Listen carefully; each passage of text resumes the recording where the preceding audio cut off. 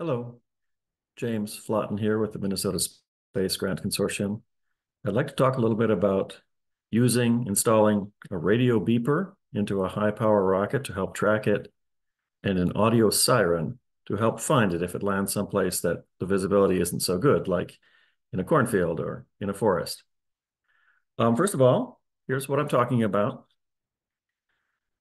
That's an example of a radio beeper. It has an antenna, quite long. The unit itself is quite small. They come in different shapes, actually. And it's important that this antenna be as straight as possible once installed, but that might not be exactly possible to have it exactly straight. And to turn this on, it doesn't have an on-off switch. You just have to, in this case, take off the cover,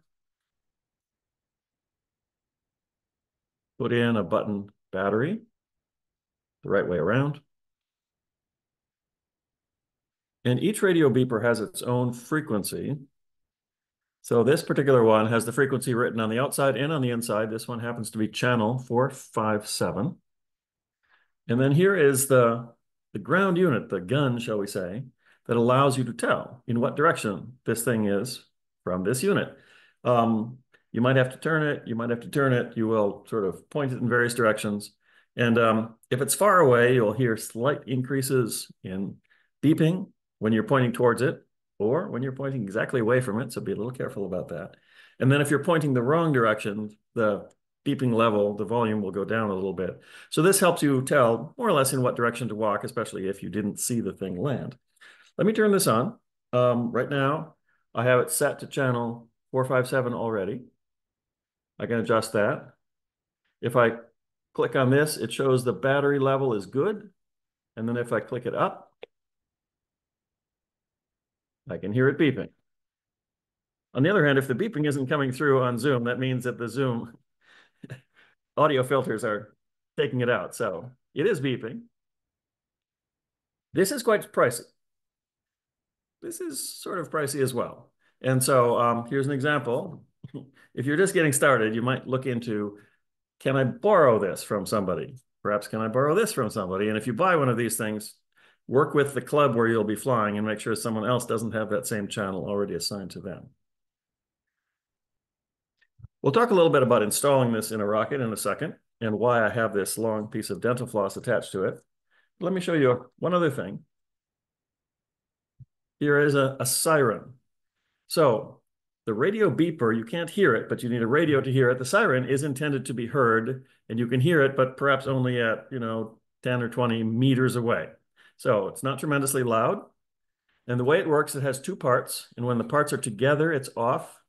It has a switch as well inside, but when the parts are separated, then it makes its sound.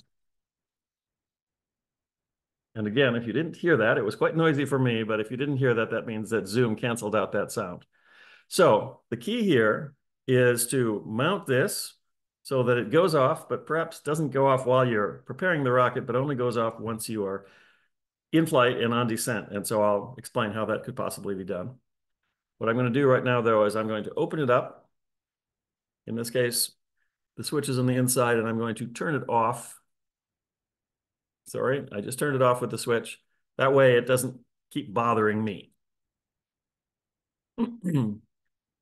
Okay, how might one install these kinds of devices in the rocket? Let me switch to another camera here, camera view.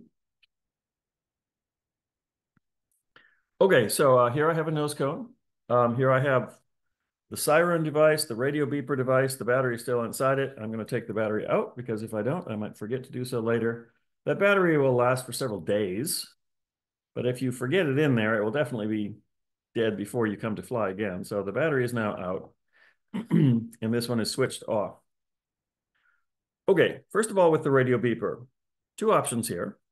One possibility is to tie it directly to the shock cord. So for instance, if I have a piece of shock cord here, which would be attached to the base of the nose cone, you could imagine attaching this very carefully and very, very strongly somewhere along the shock cord with tape, and then maybe take the antenna and run it down the shock cord and also attach that with tape a few places. And then when you put it in the rocket, of course, it will have to be bundled up, but this is very flexible, so that's possible. And then once the thing comes out of the rocket and starts to descend and the shock cord is extended, then the antenna will be straight, just the way you want it. So that's one possibility. Not my favorite possibility, but the easier of the two that I'm going to show you. The second possibility, which is actually my preferred possibility for this kind of a device, is to put it inside of the nose cone. So that requires, of course, that you have access to the nose cone. So here's a nose cone, and it turns out that a hatch has been cut out of the nose cone. That's actually bigger than it would have had to be. But a possibility with the radio beeper would be to place it antenna first. And so the antenna kind of goes up to the top. And in fact, the antenna hits the top of the nose cone before I reach the beeper. So I'm going to have to wrap it up at least a little bit inside there. And then there it goes. And so two problems right now. One is that it's going to rattle around if I were to fly it just like this. Another problem is that the antenna is not completely straight, but it's probably fine. And so I'll live with the antenna not being straight, as much of it as straight as possible. It does use the full nose cone length.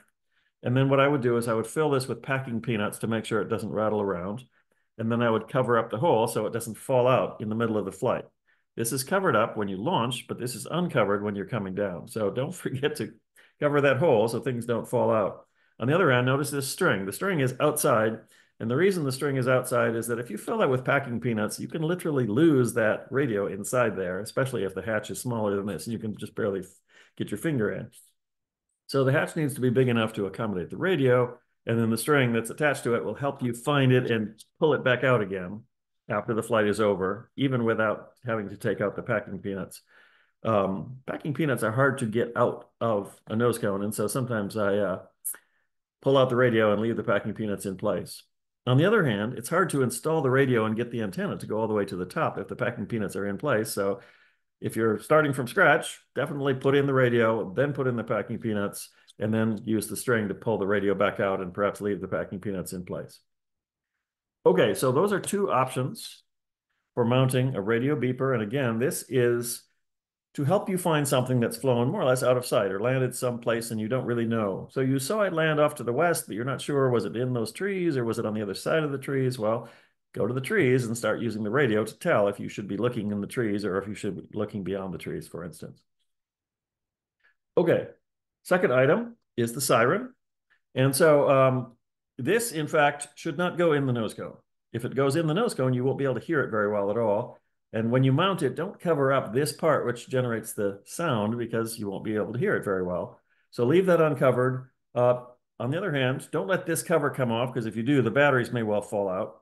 So my recommendation is to attach this with tape to the shock cord. Here's how I would proceed with that.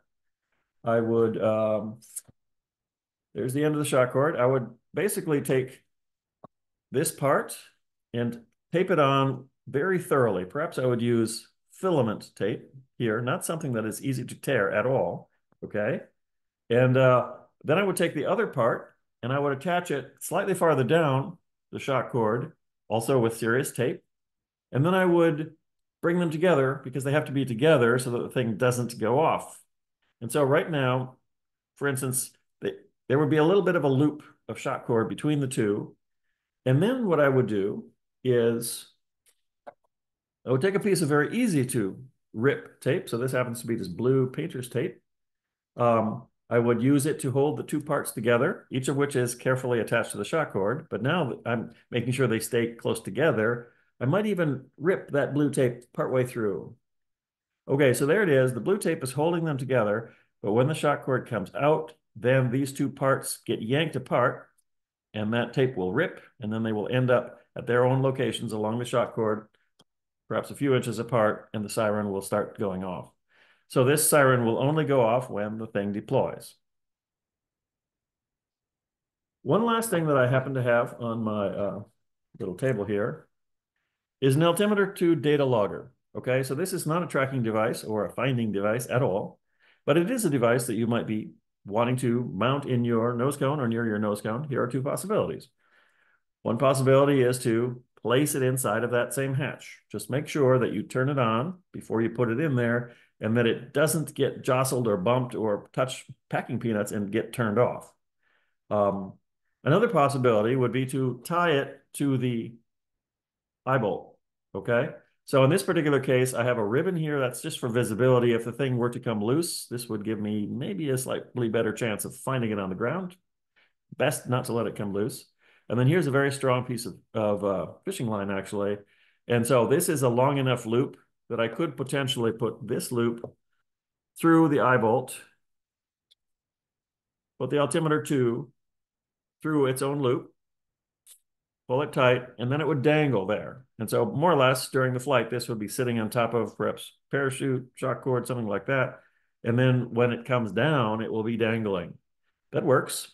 I think I would probably prefer to put it in the nose cone myself. And then, of course, make sure that wherever you do mount it, whether it's below the nose cone or whether it's inside the nose cone, that part of the rocket needs to be vented because this is a pressure sensing device, and so it needs access to the external pressure.